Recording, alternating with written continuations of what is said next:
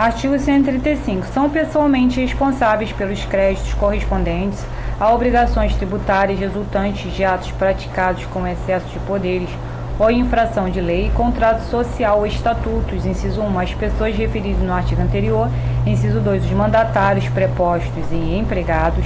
Inciso 3. Os diretores, gerentes ou representantes de pessoas jurídicas de direito privado. Seção 4. Responsabilidade por infrações.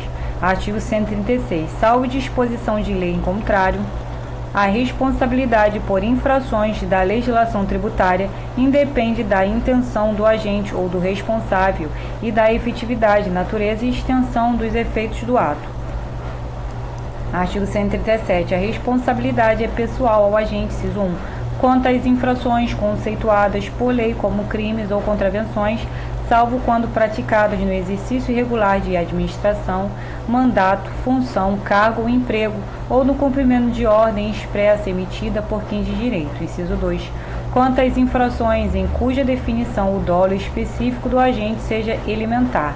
Inciso 3. Quanto às infrações que decorram direta e exclusivamente de dolo específico. A linha A. Das ações referidas no artigo 134 contra aquelas por quem respondem. A linha B. Dos mandatários, prepostos ou empregados contra seus mandantes, preponentes ou empregadores. Inciso C. Dos diretores, gerentes ou representantes de pessoas jurídicas de direito privado contra estas. Artigo 138. A responsabilidade é excluída pela denúncia espontânea da infração, acompanhada, se for o caso, do pagamento do tributo devido e dos juros de mora ou do depósito da importância arbitrada pela autoridade administrativa quando o montante do tributo depende de apuração. Parágrafo único. Não se considera espontânea a denúncia apresentada após o início de qualquer procedimento administrativo ou medida de fiscalização relacionados com a infração. Título 3. Crédito tributário. Capítulo 1. Disposições gerais. Artigo 139. O crédito tributário decorre da obrigação principal e tem a mesma natureza desta. Artigo 140. As circunstâncias que modificam o crédito tributário, sua extensão ou seus efeitos, ou as garantias ou os privilégios a ele atribuídos, ou que excluem sua exigibilidade, não afetam a obrigação tributária que lhe deu origem. Artigo 141. O crédito tributário regularmente constituído somente se modifica ou extingue ou tem sua exigibilidade suspensa ou excluída nos casos previstos nesta lei, fora dos quais não podem ser dispensadas sob pena de responsabilidade funcional na forma da lei, a sua efetivação ou as respectivas garantias. Capítulo 2.